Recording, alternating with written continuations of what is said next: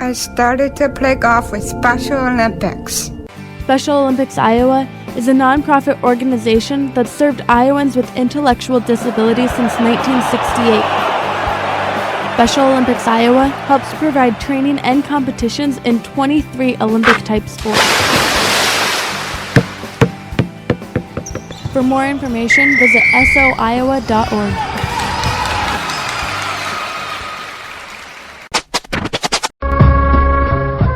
That was Prayer and Sea by Lilywood. You're listening to The Edge, 88.1. I'm DJJ. I'm Heather. All right, Heather, last night you were actually up for this. The Ferguson trial came to an end for Darren Wilson. Yeah, I saw that, and I know that some people are kind of shocked that he's not going to be tried at all, but, I mean, there wasn't really enough evidence, so it makes sense to me, I guess. It didn't work out. That's the thing, it makes sense that he can't be tried because there's not enough evidence, but then there's that other part of you that's just that's not the public outcry and the public opinion doesn't match. Right, yeah, I mean, I completely agree with that. You would want it to work out, but then again, I mean, you can only do so much, so... Yeah, and there's a couple riots. Nothing's crazy. No one's been crazy injured, but there have been, I think last I checked, there was 80 arrests, so...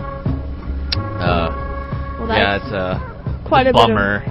Quite a bit of arrest. For lack of a better term. Yeah, this is 88.1 The Edge with DJJ and Heather. This is 88.1 The Edge with Heather and DJJ. How's it going? It's going. So, I was listening to some friends talk about the new Hunger Games movie that just came out a couple days ago. I'm going to see that with my friends this weekend. Oh, I'm so jealous. I want to see it so badly. But they were saying that it was really good, followed the book really, really well. Yeah, because they had the problems with that first two. Yeah, they really did. But, I mean, with it coming out in 2 parts, they should be able to follow the book pretty well, Mm-hmm. But see, the issue that I'm kind of wondering about is who are they going to have play Plutarch, or however you want to say his name, the game maker of... The bigger guy?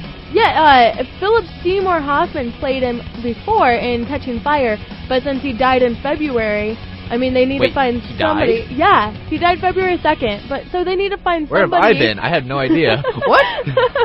So, but who are they going to have play? I mean, my friends were saying Jim Gaffigan because he looks like him, but they don't sound alike at all. And oh my gosh, man, my mind's blown. I totally have not been paying attention. Oh my gosh. Yeah. Who are they going to have play him? I have no idea. I'm pretty sure they can put in a legitimate reason for, bending the second part for him not being there. Yeah, that's probably maybe the best course of action to do instead of having a look-alike. Right, yeah. I mean, I guess that's a good idea. Let us know what you think on our Facebook page, KDPS Radio, or give us a tweet at KDPS88. Just let us know, who do you think should be playing that character? This is 88.1 The Edge with DJJ and Heather. That was All the Rage by Interpol on 88.1 The Edge. I'm Heather. I'm DJJ. So last year, Grandview Theater put on the production of The Mousetrap, which is a play written by Agatha Christie. It's a whodunit play. Okay, yeah. So it's, very similar to Clue.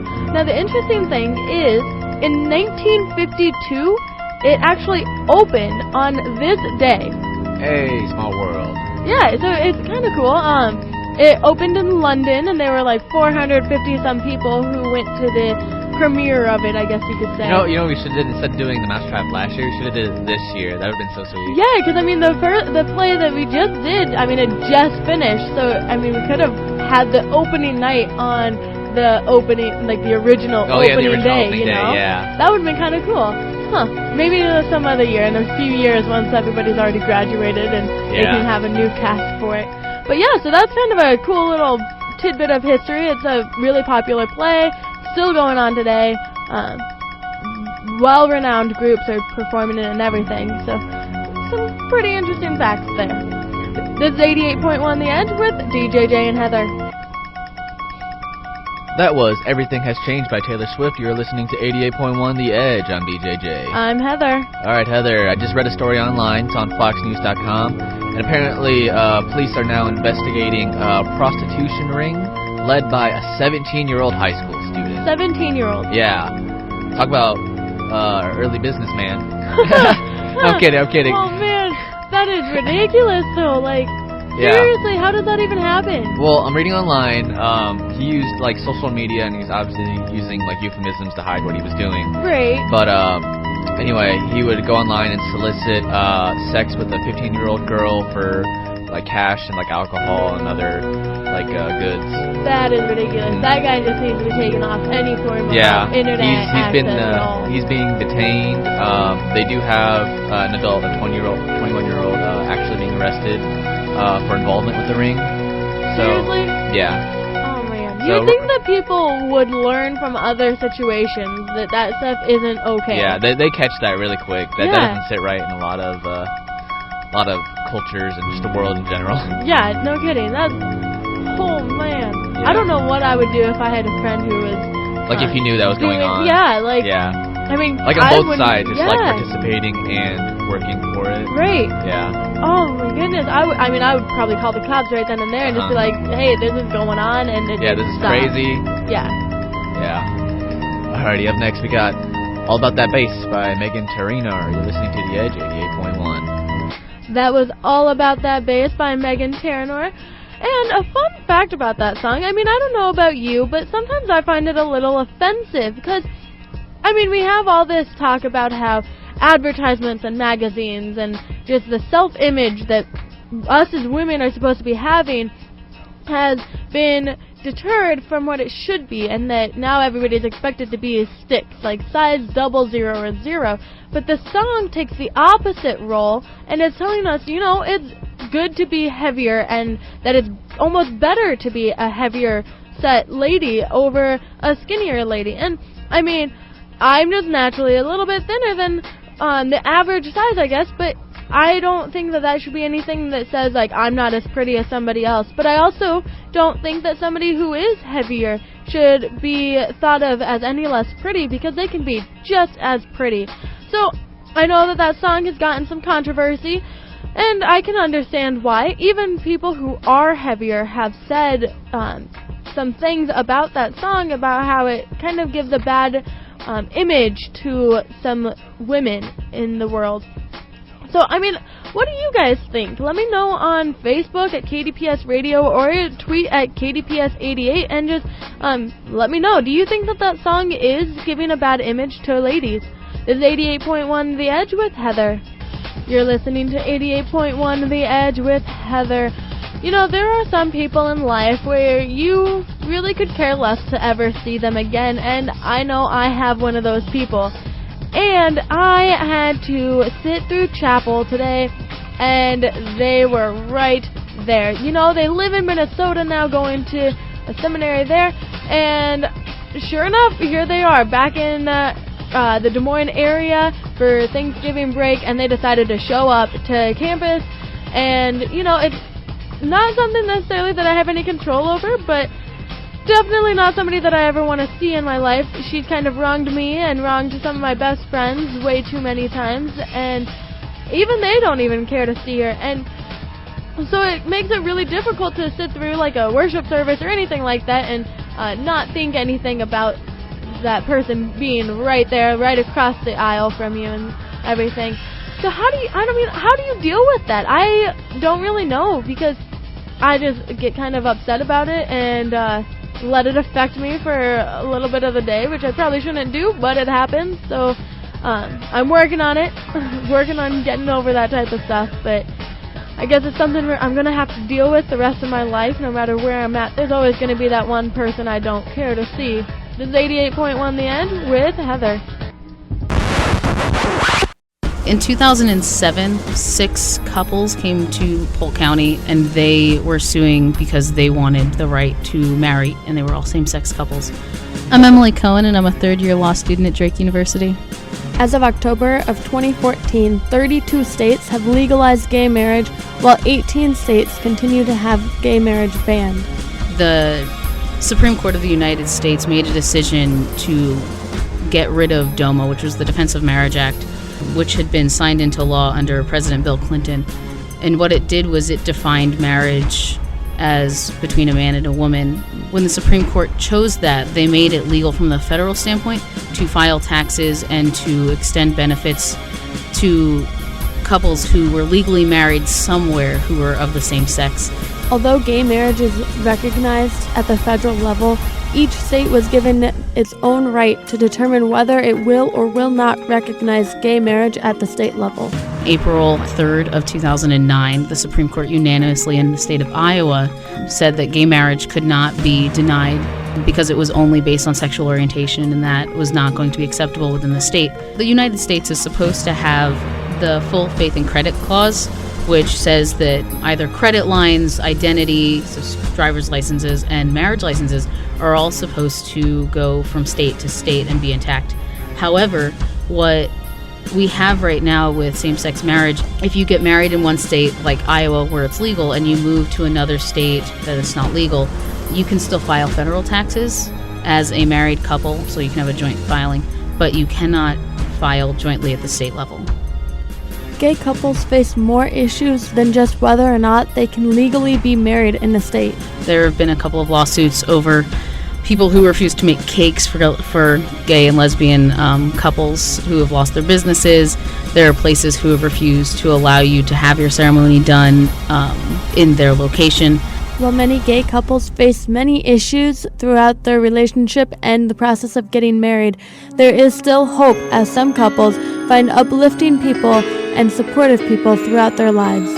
You know, that's really interesting, I guess, because we had so much support from so many people before we actually had any kind of formal coming out, I guess. I'm Rachel Dockenbaugh, and Emily and I have been together for a little over 2 years now, and we're planning on getting married in November of 2015. Overall, it's been just an incredible experience having this outpouring of support for people. I guess we were fortunate enough to find a number of churches that will just accept us. I'm fortunate that I'm Lutheran, and for the most part, the ELCA has kind of this view of, you know, it's up to each church to decide. And so I think that that's a great thing. We don't know yet that we'll face any kind of planning difficulties in terms of having people who don't want to do things for our wedding. You know, we're fortunate to have, you know, somebody who wants to be our photographer and someone who wants to do the cake, and that's been a big thing for us that's been great to have.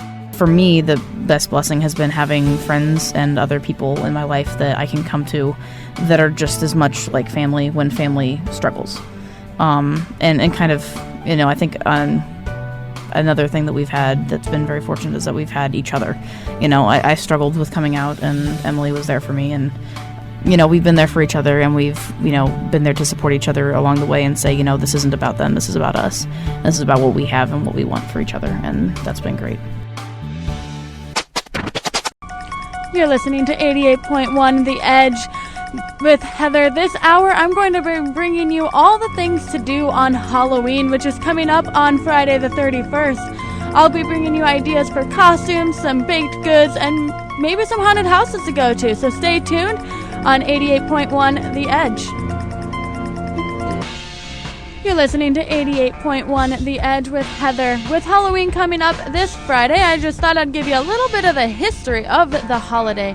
It actually started off as a Celtic holiday where they believed that it marked the end of the harvest season and the beginning of winter. They also believed that it was a transition between the seasons and was a bridge to the world of the dead. Nowadays, it's not quite used for celebrating the literal ghosts, but more for dressing up and having some fun with friends, going out trick-or-treating to haunted houses and such. So if you stay tuned, I will give you all the go-to places for this Halloween on 88.1 The Edge. This is KDPS Des Moines with Heather. This hour, I'm giving you all the ideas for Halloween this Friday, and I'd like to give you a few ideas for some last-minute costumes. There are some pretty funny costumes out there. They're pretty punny. You can go as an Iron Chef. All you need is just a chef's hat, an iron, or you can go as the classic ceiling fan. All you need to do is get a t-shirt, either write I Heart Ceiling on it, or just write ceiling, bring some pom-poms, and cheer on the ceiling there. Those are just a couple ideas for some last-minute costumes on 88.1 The Edge. This is 88.1 The Edge. For those of you looking for a nice little scare as Halloween approaches, I've got a fun little story for you. The other year, me and some friends went to Sleepy Hollow to their haunted houses, and I am terrified of clowns. So I went through this haunted maze outside, and the first thing I see is this clown mask sitting on a post. I freak out, start running, and this clown jumps out at me. Needless to say, it was probably the scariest thing that's ever happened to me in my entire life. One place that if I ever want to get scared, that's where I'll go. So for those of you looking for a little scare, maybe afraid of clowns or some zombies, why not check out Sleepy Hollow in Des Moines? This is 88.1 The Edge with Heather. You're listening to 88.1 The Edge with Heather. This hour I'm bringing you all of those things to do for Halloween, which is coming up on Friday. So I'd like to give you guys some fun little craft ideas. For those of you who are broke like me, some substitutes for doing some jack-o'-lanterns would be getting a milk carton, putting a little tea light inside there, lighting it, and drawing a face on the outside of the carton for a little milk jug jack-o'-lantern. Or another fun idea that one of my friends did last year is take a pepper, whether green, red, or yellow, and you can carve out a face on there. You can do it with apples too. Those are just a couple substitutes for those jack-o'-lanterns, which cost so much to do. This is 88.1 The Edge with Heather. You're listening to KDPS Des Moines with Heather. This hour I've been giving you all the things to do for Halloween, from costume ideas, haunted houses to go to, and some fun crafts to do. So now let's talk about some of those baked goods. A couple of my favorites are cookies that you can decorate as pumpkins, ghosts, spiders, whatever your heart desires, or cupcakes that you make look like spiders with some licorice sticks coming out the side for the legs. Those are both some awesome and delicious ideas, but if you guys have some other ones, let me know on our Facebook page or give me a tweet at KDPS88. This is 88.1 The Edge. We've got more music coming up. This is 88.1 The Edge with Heather. This hour I've been talking all about Halloween, and with Halloween comes Beggar's Night. Now, the fun tradition that Des Moines has is letting kids come out the night before Halloween to do some trick-or-treating, which is actually different than most places. The reason Des Moines has started this is from decades ago when kids were being hurt or injured because of pranks that teenagers would pull on them on Halloween. So they changed it to the night before in hopes that this would stop all the pranks that the kids were pulling on them. And I guess so far it's worked because it's stuck. This is 88.1 at The Edge with Heather. This is 88.1 at The Edge with Heather. This hour I've been giving you all the things to do for Halloween, so I'll leave you with the places to go on Halloween, which is Friday the 31st. There is a Des Moines Historic Court District Halloween party this year, and they are giving out prizes for the best dressed male, female, and group costumes. So go check it out. If you don't have any party to go to with your friends, that's one of those places you can go. This is 88.1 at The Edge with Heather. Tuning in to 88.1. There's no better time to do so Then Sunday. from 8 to 10 With Adam. and Heather. With crazy things happening all day. Every day, we keep you up to date on Breaking news. a woman, Maria Fernandez, died in her car. Bizarre Top 5 list. 5 signs your cat is trying to kill you. And don't forget our short reviews. The Empire Strikes Back, a 5 out of 5. Don't be the one to miss out. So tune in to 88.1 Sunday from 8 to 10 with Adam and Heather. That was Chandelier by Sia. You're listening to KDPS 88.1 The Edge with Heather and Adam. Heather, I have to confess, who doesn't love a good restaurant? You know, I don't know if I know a single person who doesn't enjoy going to eat out. Now, I understand that you know about some etiquette tips for restaurants. Is that correct? Yeah, I mean, I worked at a restaurant as a server before, so I feel like I kind of know the ins and outs of how to behave while you're at a restaurant, but I've realized not everybody does. So I have some tips that I was planning on giving in the next hour. Well, maybe you could share some of your tips with our listeners right now. Yeah, well, the first tip that I have is when to leave the restaurant. That's probably one of the most important things that you can know, is when your time has been up. If your waitress isn't coming back asking you if you want some more to drink or asking if you're still doing okay, you've probably overstayed your welcome. And you should also leave the restaurant if a meteor is about to hit it. You're listening to KDPS 88.1 The Edge. We got more music coming your way. You're listening to KDPS 88.1 The Edge with Heather and Adam. And winter has arrived. It sure has, and that means that driving in winter has arrived as well, which can be a scary thought for several people. Slipping on the ice isn't exactly what I'd call a pleasant experience. I was driving down the interstate just today, and I saw several cars in the ditch. Some of them even completely totaled.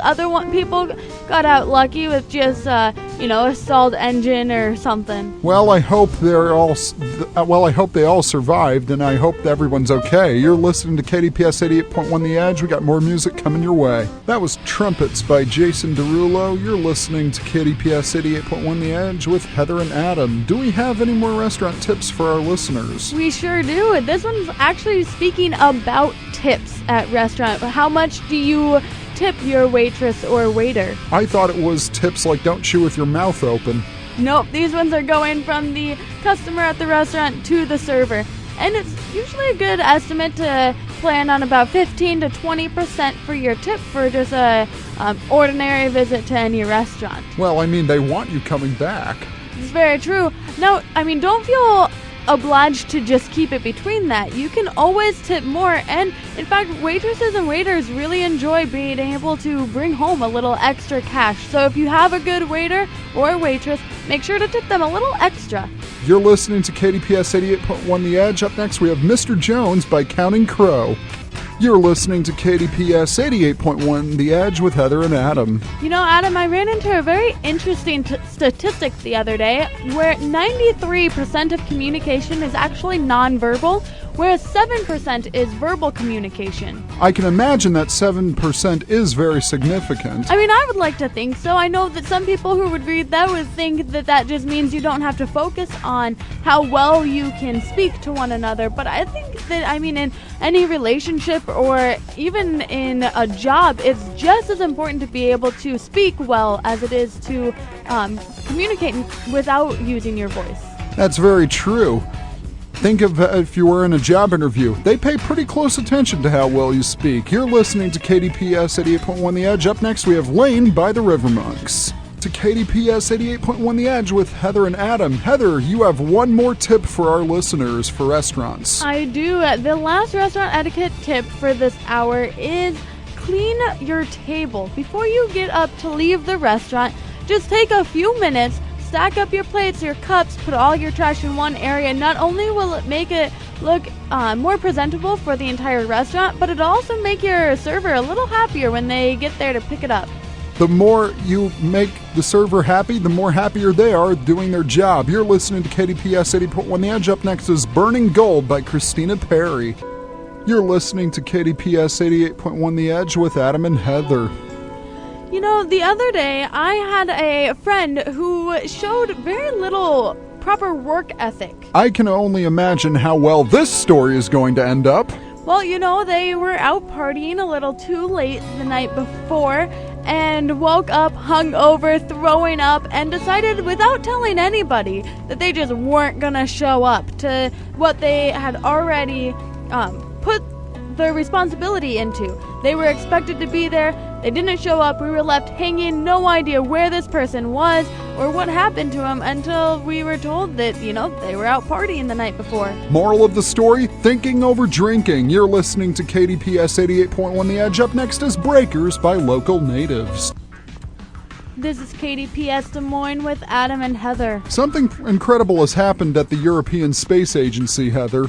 Really, and what is that? Well, the Philae space probe landed on a comet for the first time in history. Really? It's the first time that any probe has landed on a comet? Exactly. So what exactly is going to be happening now? Well, it's going to take 3D high-resolution images, and it's going to drill samples of the comet so we can see what a comet is comprised of. Really, that's actually really interesting and kind of cool. So hopefully the ESA can send out those pictures and it's made public to everyone out there. This is 88.1 The Edge with Adam and Heather. That was Arctic Monkeys on KDPS Des Moines with Adam and Heather. I'm fascinated by the insect world, particularly butterflies. You know, I've always been a fan of butterflies. Just the colors, the concept, everything about them has always been so beautiful. You might have known that some butterflies have giant eye spots, and believe it or not, they're used to ward off predators. You know, I've noticed big spots on like the wings of butterflies, but how do they ward off the predators? Well, to a predator, those spots appear as eyes of a much larger animal, so essentially it's a defense mechanism. I mean, that would be kind of terrifying to think that this small creature has such large eyes. I mean, it could be misleading. This is 88.1 The Edge with Adam and Heather. That was Mind Over Matter by Young the Giant on 88.1 The Edge with Adam and Heather. Our genes are regularly converted into proteins, yet scientists have figured out a way to do this using only brain waves. And how exactly have they figured out this way of controlling things? Well, they experimented switching LED lights on and off via brainwaves, and now they're moving into the genetics field. So let me get this straight. What you're saying is that we can control things with our mind. Exactly. You're listening to KDPS 88.1 The Edge with Heather and Adam. You're listening to 88.1 The Edge with Adam and Heather. I tell you, Heather, I'm not too fond of global warming. You know, neither am I, but with the weather dropping to the cold temperatures that it has been, it's almost hard to believe that global warming does actually exist. And due to global warming, there's been an increased amount of lightning strikes. Lightning? Really? What does global warming have anything to do with lightning? Well, you see, lightning is caused by a charge separation within the clouds, and these charge separations are due to the fact that there's an increased amount of water vapor in the atmosphere. Okay, I guess that makes sense then. Water vapor, global warming, it kind of puts the two pieces of the puzzle together then. So, with increased lightning, I mean, that's kind of cool. I like lightning storms. You get to see different patterns and such. Just so long as it doesn't strike you, I presume. That's very true. This is 88.1 The Edge with Adam and Heather. You're listening to 88.1 The Edge with Adam and Heather. Heather, I've noticed that the oceans are getting warmer due to global warming. You know, I'm not anywhere near oceans, so I can't say that I've noticed that. Well, it's particularly prevalent in the North Pacific, and due to the warming, hurricane tracks have been shifted, the trade winds have been weakened, and coral's been bleaching somewhere around Hawaii. Really? I mean, that almost sounds like it could be really dangerous with the water temperatures rising. Since the water temperature is rising due to the greenhouse effect, the polar ice caps have melted. That means polar bears, seals, and any animals living in the North Pole are in trouble. You know, I never knew that it could be such a terrifying thing, having temperatures increase so much. But I guess it's going to happen, and we're just going to have to prepare for that, whatever that means. This is 88.1 The Edge with Adam and Heather. That was Agora by Bare Hands on 88.1 The Edge with Adam and Heather. I have a telescope at home, and I've actually noticed that whenever I try to look at galaxies from afar, they're really nothing more than a field full of gas. You have a telescope at home. That is actually really cool, but I have a feeling that's not the point of your story, is it? Now, some of the galaxies that I've observed have relatively little gas and less star formation. Really? So because this gas isn't there, stars can't form? It's due to an intergalactic wind that is stripping galaxies of gas that forms stars. You know, that's really sad. I always have enjoyed looking up at the sky and seeing all the stars, whether they're new or old or what have you. The way it works is that as a galaxy falls into a cluster of galaxies, it encounters shall we say, a cloud of hot gas in the center. And as the galaxy moves through the cluster at thousands of kilometers per second, the cloud of hot gas acts like a sort of wind, shall we say. It blows away the gas as it travels, therefore leaving less gas for stars to be formed. Well, that's really sad. This is 88.1 The Edge with Adam and Heather.